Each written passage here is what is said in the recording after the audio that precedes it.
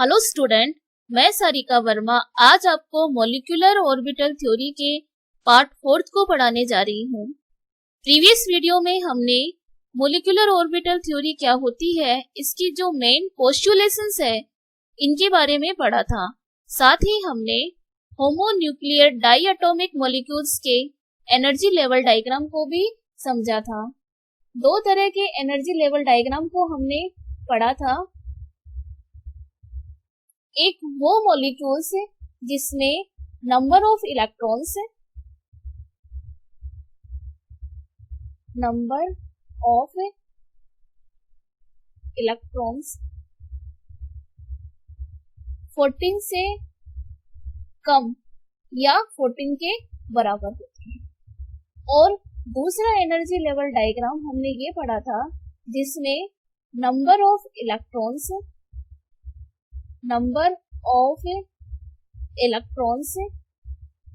14 से ज्यादा होते हैं। इसमें हमने एग्जाम्पल B2, C2 और N2 का दिया था। और यहाँ पर हमने ऑक्सीजन, फ्लोरीन और Ne2 के मॉलिक्यूलर ऑर्बिटल डायग्राम के बारे में डिस्कशन करा था। यहाँ पर ये जो दो एनर्जी लेवल डायग्राम हमने बनाए हैं, जिनमें मेन डिफरेंस यहाँ पर है, ये जो पोर्शन है यहाँ पर हमें मेन डिफरेंस देखने को मिलता है, जिसमें उन मॉलिक्यूल्स के लिए एनर्जी लेवल डायग्राम जिसमें कि 14 से ज्यादा इलेक्ट्रॉन्स आते हैं, जैसे कि ऑक्सीजन F2, Ne2 में जो सिग्मा 2p की एनर्जी है वो पाई 2p की तुलना में कम होती है, लेकिन यहाँ पर सिग्मा 2p की एनर्जी पाई 2p की तुलना में ज्यादा हो जाती है। इस डिस्क्रिपेंसी का कारण, इस असमानता का कारण sp मिक्सिंग है। sp मिक्सिंग है। तो हम ये चीज लिख सकते हैं यहाँ पर कि this discrepancy is due to sp mixing. अब ये sp मिक्सिंग क्या होती है, साथ ही इन p ऑर्बिटल की लीनियर कॉम्बिनेशन से बॉन्डिंग मॉलिक्यूलर ऑर्बिटल और एंटी बॉन्डिंग मॉलिक्यूलर ऑर्बिटल का फॉर्मेशन कैसे होता है, ये सभी बातें मैंने अपने प्रीवियस वीडियो में काफी डिटेल से बताई हैं। इसलिए इस वीडियो को देखने से पहले आप प्रीवियस वीडियो को जरूर देखिएगा, जिससे आपकी आगे वाली चीजें और भी आसान हो जाएगी। तो चलिए टॉपिक को कंटिन्यू रखते हुए हम बोरोन, कार्बन और नाइट्रोजन मॉलिक्यूल्स के लिए एनर्जी लेवल डायग्राम को पढ़ते हैं। सबसे पहले हम बोरोन को लेते हैं, B2।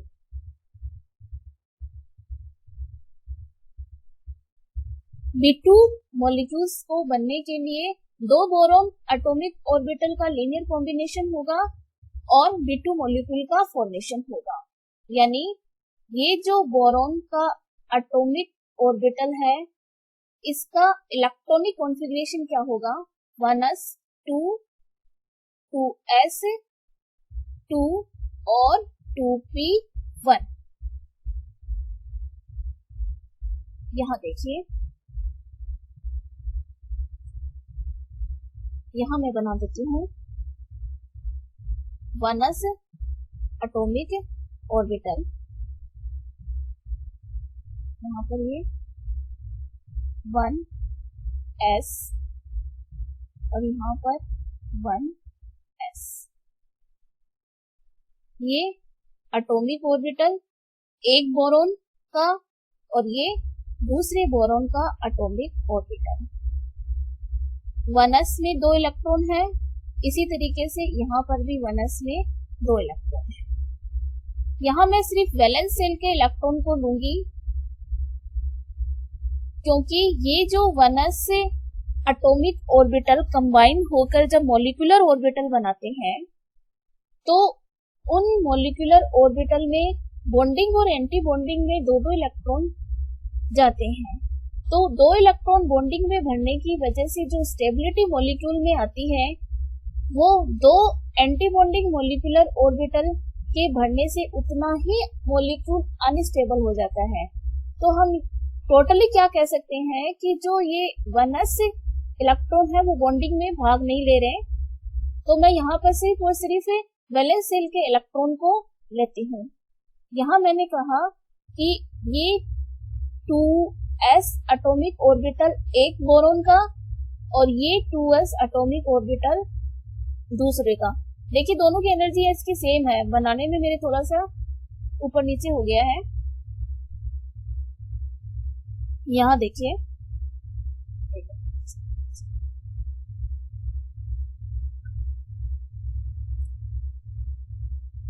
ये देखिए ये 2s 2 एटॉमिक ऑर्बिटल का कॉम्बिनेशन हो रहा है या 2 एटॉमिक ऑर्बिटल कंबाइन हो रहे हैं तो 2 मॉलिक्यूलर ऑर्बिटल बनाएंगे जिसमें से एक की एनर्जी ज्यादा होगी और दूसरे की एनर्जी कम होगी। इस तरीके से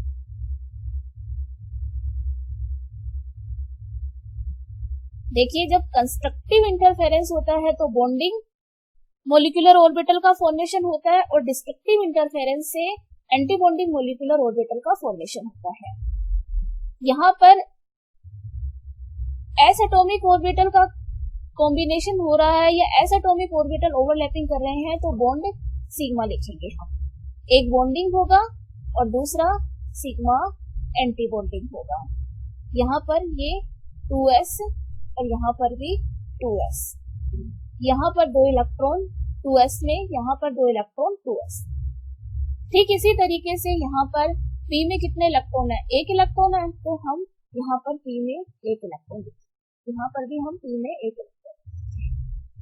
अब देखिए इलेक्ट्रॉन की फिलिंग करने के लिए हमें ऑफबो रूल को फॉलो करना होगा। ऑफबो रूल क्या कहता है कि उस एटॉमिक ऑर्बिटल या मॉलिक्यूलर ऑर्बिटल में इलेक्ट्रॉन पहले फिल होंगे जिसकी एनर्जी कम है। तो अपने पास में टोटल 4 इलेक्ट्रॉन है तो 2 इलेक्ट्रॉन पहले हम बॉन्डिंग मॉलिक्यूलर ऑर्बिटल में भरेंगे, उसके पश्चात हम 2 electron anti bonding molecular orbital में भरेंगे। अब यहाँ पर देखिए हमारे पास में 2 इलेक्ट्रॉन है तो हम ऑफबो रूल के साथ साथ हुंड के नियम को भी फॉलो करते हुए इलेक्ट्रॉन की फिलिंग करेंगे। हुंड का नियम क्या कहता है कि यदि 2 मॉलिक्यूलर ऑर्बिटल आपके पास सेम एनर्जी के हैं तो एक एक इलेक्ट्रॉन दोनों मॉलिक्यूलर ऑर्बिटल में भरे जाएंगे, उसके बाद इलेक्ट्रॉन की पेयरिंग होगी। लेकिन हमारे पास यहाँ देखिए 2 ही इलेक्ट्रॉन है इसलिए मैंने एक एक इलेक्ट्रॉन दोनों मॉलिक्यूलर ऑर्बिटल जो कि बॉन्डिंग है और जिनकी एनर्जी क्या है कम है वहां फिल कर दी है। अब हम यहाँ पर इलेक्ट्रॉनिक कॉन्फ़िगरेशन लिखेंगे। सबसे पहले हमें क्या लिखना होता है? इलेक्ट्रॉनिक कॉन्फ़िगरेशन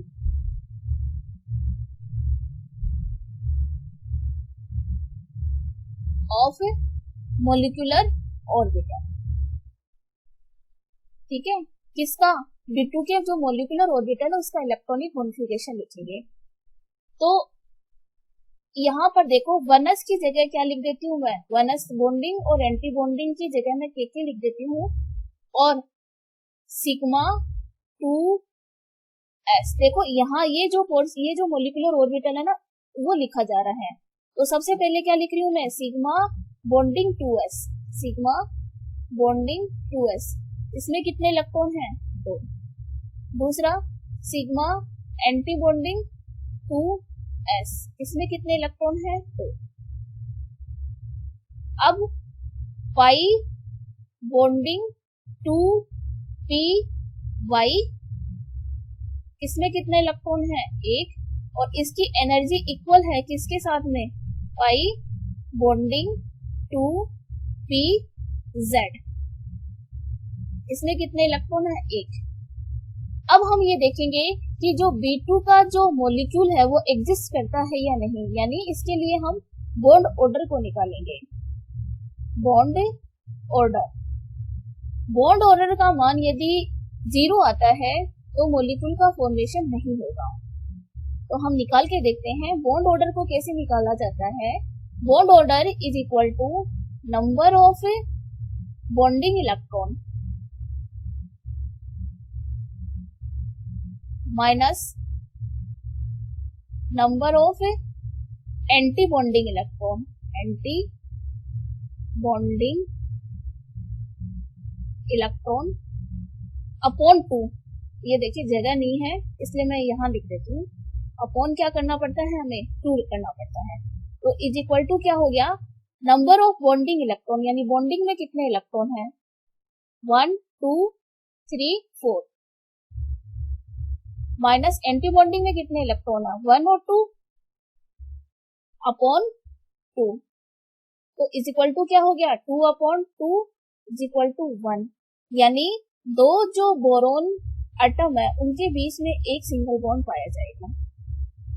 अब यहाँ पर जो आपको बात ध्यान में रखनी है वो ये है कि ये जो बॉन्ड है ये बॉन्ड पाई बॉन्ड है। अब देखिए ये बॉन्ड पाई बॉन्ड क्यों है? क्योंकि यहाँ पर जो दो इलेक्ट्रॉन्स है मोलिकुलर ऑर्बिटल में वो पाई मोलिकुलर ऑर्बिटल में है, इसलिए यहाँ जो बॉन्ड है वो बॉन्ड पाई बॉन्ड होगा। जबकि हमने हमेशा पढ़ा है कि सिग्मा बॉन्ड बनता है उसके बाद पाई बॉन्ड बनता है, पाई बॉन्ड अकेले एग्जिस्ट नहीं करता है। लेकिन यहाँ पर कंडीशन क्या है? थोड़ी सी चेंज है। क्यों है चेंज? क्योंकि यहाँ पर हमने ये जो सिग्मा 2p ऑर्बिटल बनाया है, ये सिग्मा 2p ऑर्बिटल एक हाइब्रिड ऑर्बिटल है जिसमें p के साथ साथ s कैरेक्टर भी है। यहाँ हमने sp मिक्सिंग पढ़ी थी प्रीवियस वीडियो में, जहाँ पर 2s और 2p ऑर्बिटल मिक्स हो जाते हैं। इसी वजह से यहाँ पर सिग्मा बॉन्ड की एनर्जी पाई बॉन्ड से ज्यादा हो जाती है। तो कुल मिलाकर यहाँ पर जो बॉन्ड का फॉर्मेशन होगा वो पाई बॉन्ड का फॉर्मेशन होगा। दूसरी बात है, हम यहाँ पर मैग्नेटिक कैरेक्टर को देखते हैं।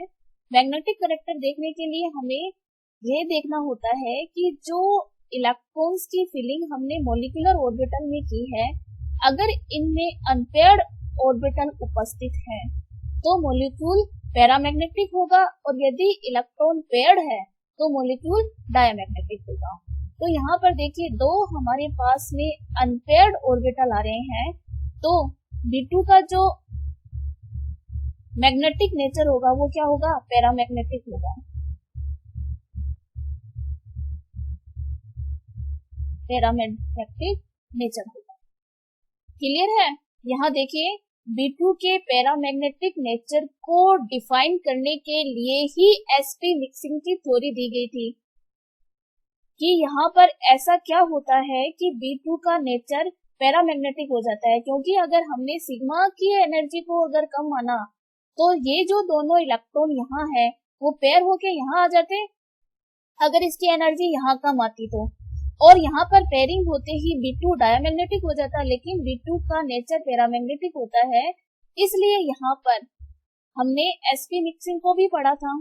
ठीक है, तो चलिए आगे हम टॉपिक को कंटिन्यू रखते हैं। अगर आपको मेरा वीडियो अच्छा लग रहा है तो इसे लाइक कीजिए, ज्यादा से ज्यादा शेयर कीजिए और मेरे चैनल को सब्सक्राइब कीजिए। यहाँ हम आगे का एग्जांपल लेते हैं C2। C2 के फॉर्मेशन को समझने के लिए हम कार्बन के इलेक्ट्रॉनिक कॉन्फ़िगरेशन को लिखते हैं। यहाँ पर 1s2 2s2 और 2p2, यानी वैलेंस शेल में कितने इलेक्ट्रॉन है? कार्बन के पास में 4 इलेक्ट्रॉन है। तो यहाँ देखिए हम बनाते हैं,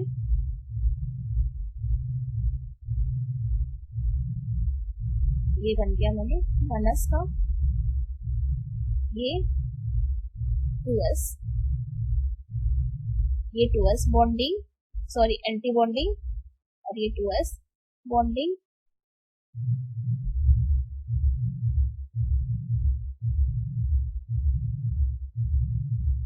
इस तरीके से बनाएंगे हम। अब यहाँ पर देखिए, एक कार्बन का एटॉमिक ऑर्बिटल ये, दूसरे कार्बन का एटॉमिक ऑर्बिटल ये, यहाँ पर ये 1s, यहाँ ये 2s, यहाँ ये 2s और ये 2p। अब यहाँ पर ये सिग्मा बॉन्डिंग 2s और ये sigma anti bonding 2s। 2s में यहाँ पे 2 इलेक्ट्रॉन है, यहाँ पर भी 2s में 2 इलेक्ट्रॉन है, यहाँ 1s में 2 इलेक्ट्रॉन है, और यहाँ देखो 2p में कितने इलेक्ट्रॉन है, 1 2 1 2।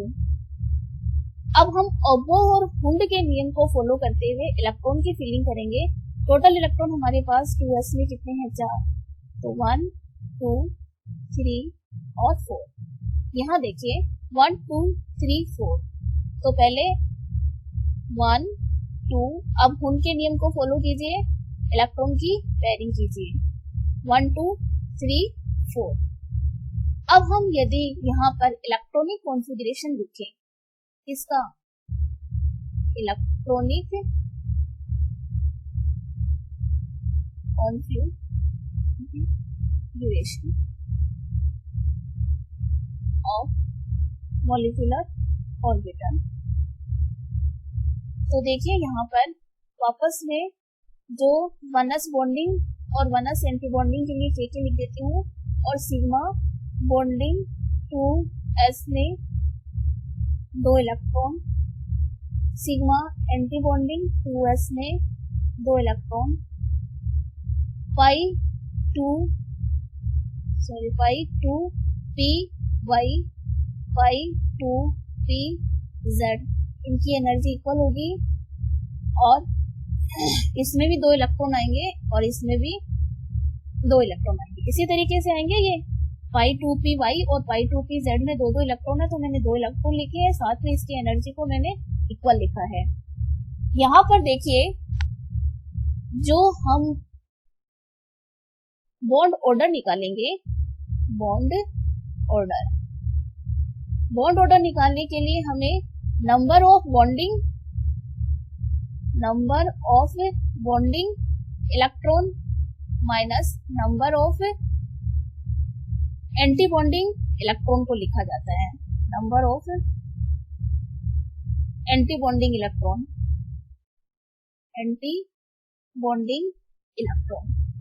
अपॉन 2 इज इक्वल टू क्या होगा, नंबर ऑफ बॉन्डिंग इलेक्ट्रॉन कितने हो गए आपके पास में, देखिए 1 2 3 4 5 6, minus number of anti bonding electron कितने हो गए, 1 और 2 अपॉन 2, तो कितने हो गए 4 अपॉन 2 इज इक्वल टू 2। यानी दो जो कार्बन है C2 में, उनके बीच में C2 को हम कैसे लिख सकते हैं, C2 मॉलिक्यूल को C डबल बॉन्ड C, यानी 2 कार्बन के बीच में डबल बॉन्ड पाया जाएगा, और ये दोनों बॉन्ड क्या होंगे, पाई बॉन्ड होंगे। बहुत ही इंपॉर्टेंट चीज है ये, जो कि अधिकतर कंप्यूटेशन एग्जाम में पूछी जाती है, कि C2 जो मॉलिक्यूल है उसमें जो डबल बॉन्ड पाया जाता है, उसमें अधिकतर स्टूडेंट एक सिग्मा और एक पाई लिख के आ जाते हैं, लेकिन ये दोनों के दोनों बॉन्ड होते कौन से बॉन्ड है, पाई बॉन्ड आते हैं। फर्स्ट ग्रेड में आया हुआ क्वेश्चन है ये, और भी कंपटीशन एग्जाम में देखा है मैंने इस क्वेश्चन को आए हुए, तो इस चीज को आपको ध्यान में रखना है, ठीक है। अब यहाँ देखो, ये पाई बॉन्ड, यहाँ पर दोनों बॉन्ड पाई बॉन्ड क्यों होते हैं, क्योंकि ये जो एमओटी थ्योरी है उसके अकॉर्डिंग हमने इलेक्ट्रॉन्स को पाई बॉन्डिंग मॉलिक्यूलर ऑर्बिटल में भरा है। दूसरा जो C2 है वो वेपर कंडीशन में पाया जाता है, इस चीज को भी आप ध्यान में रखिएगा।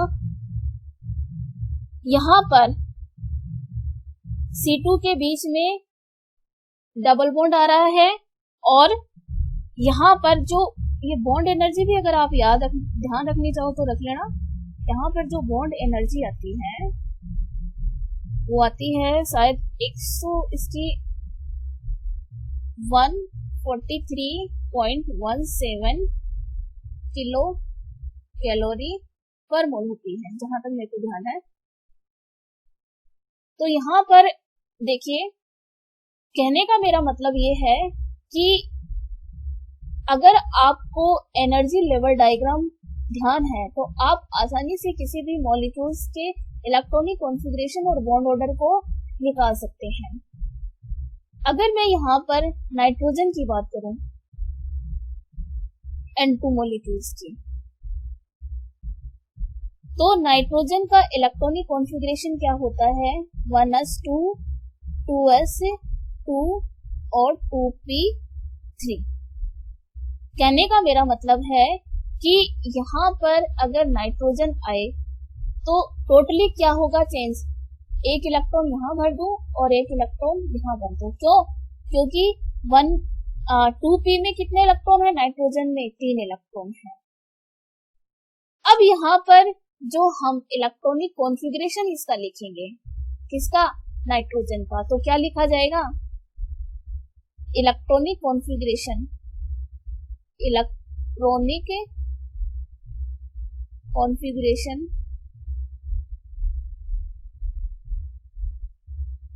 Of molecular orbital of N2। Electronic configuration of molecular orbital of N2 क्या हो जाएगा? सिग्मा 2s बॉन्डिंग में 2 इलेक्ट्रॉन, सिग्मा स्टार 2s में 2 इलेक्ट्रॉन, पाई 2py बॉन्डिंग में 2 हमने इलेक्ट्रॉन तो भरे नहीं यहाँ पे। यहाँ देखिए 1 2 3 4 5 6 इलेक्ट्रॉन है, तो 1 2 3 4 यहाँ पर, 5 और 6 यहाँ पर। कहने का मेरा मतलब है कि जो पाई 2py बॉन्डिंग में कितने इलेक्ट्रॉन आ गए? 2। पाई 2pz ये भी क्या है? बॉन्डिंग है, दोनों की एनर्जी सेम है, दोनों में 2 इलेक्ट्रॉन है। और सिग्मा 2px इसमें 2 इलेक्ट्रॉन, जिसकी एनर्जी क्या है? यहाँ देखिए सिग्मा 2px की एनर्जी क्या है? ज्यादा है, इसमें क्या आ गए? 2 इलेक्ट्रॉन आ गए। अब हम यहाँ पर यदि बॉन्ड ऑर्डर को निकालें, बॉन्ड ऑर्डर, तो bond order is equal to क्या होगा? Number of bonding electron minus number of anti bonding electron, anti bonding electron upon 2। तो यहाँ देखिए जो नंबर ऑफ बॉन्डिंग इलेक्ट्रॉन है वो कितने हैं? काउंट कीजिए, 1 2 3 4 5 6 7 8, और जो एंटी बॉन्डिंग है वो कितने हैं? 4 है। एक बार फिर से देखिए कितने हो गए? 1 2 3 4 5 6 7 8, 8 माइनस 2। बॉन्डिंग में इलेक्ट्रॉन हो गए 8 माइनस 2 अपॉन 2, तो टोटल कितने हो गए? 6 अपॉन 2 इज इक्वल टू 3। यानी दो जो नाइट्रोजन एटम है उसके बीच में ट्रिपल बॉन्ड पाया जाएगा। ठीक है, यही पढ़ा है हमने। यदि बॉन्ड ऑर्डर 2 है तो 2 बॉन्ड पाए जाएंगे, बॉन्ड ऑर्डर 1 है तो सिंगल बॉन्ड पाया जाएगा, बॉन्ड ऑर्डर 3 है तो ट्रिपल बॉन्ड पाया जाएगा। बॉन्ड ऑर्डर पॉइंटों में भी होता है, हम इस चीज के बारे में आगे पढ़ेंगे। यहाँ देखिए कि 2 तो इसमें पाई बॉन्ड होंगे। क्यों होंगे? क्योंकि यहाँ देखिए 2 इलेक्ट्रॉन पेयर पाई बॉन्डिंग, पाई यहाँ पर 2 पाई इलेक्ट्रॉन पेयर है और एक सिग्मा इलेक्ट्रॉन पेयर है। तो बॉन्ड बनेगा कैसे? एक तो आपका बनेगा सिग्मा बॉन्ड और दो क्या बनेंगे? पाई बॉन्ड बनेंगे। अब यहाँ पर जो मैग्नेटिक जो कैरेक्टर है किसका? N2 का, वो भी देख लो। इससे पहले आप एक चीज और ध्यान में रखो कि ये जो नाइट्रोजन है N2 एक तरीके से इनर्ट गैस के समान हो जाती है, पूरी की पूरी। बहुत ज्यादा स्टेबल मॉलिक्यूल होता है N2 का, ये इनर्ट गैस है। इसकी जो ये स्टेबिलिटी है इतनी ज्यादा होती है कि ये एक इनर्ट गैस के जैसे रिएक्ट करती है। इसकी स्टेबिलिटी को हम मॉलिक्यूलर ऑर्बिटल थ्योरी के द्वारा आसानी से समझा सकते हैं कि नाइट्रोजन और नाइट्रोजन के बीच में क्या पाया जा रहा है? ट्रिपल बॉन्ड पाया जा रहा है। यहाँ पर ये जो बॉन्ड एनर्जी है किसकी? नाइट्रोजन की, वो क्या होती है? बराबर होती है 225 किलो कैलोरी पर मोल की। साथ ही हम यहाँ पर यदि इसके मैग्नेटिक नेचर को देखें तो यहाँ पर देखो ये जो इलेक्ट्रॉन्स है सारे के सारे पेयर है। तो इलेक्ट्रॉन सारे के सारे पेयर है, इसलिए हम क्या कह सकते हैं कि जो नाइट्रोजन है N2 का नेचर क्या होगा? डायमैग्नेटिक होगा, डायमैग्नेटिक नेचर का।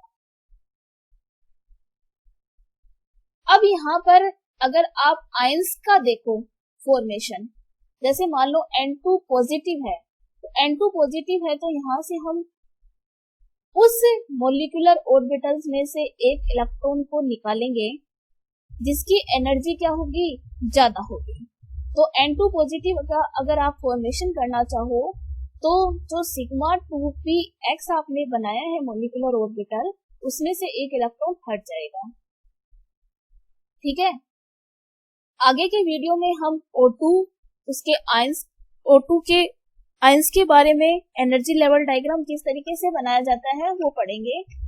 Thank you. अगर आपको मेरा वीडियो अच्छा लगा है तो इसे लाइक कीजिए, ज्यादा से ज्यादा शेयर कीजिए और मेरे चैनल को सब्सक्राइब कीजिए। अगर आपको कोई डाउट है तो कमेंट बॉक्स में कमेंट करके जरूर लिखिएगा। Thank you.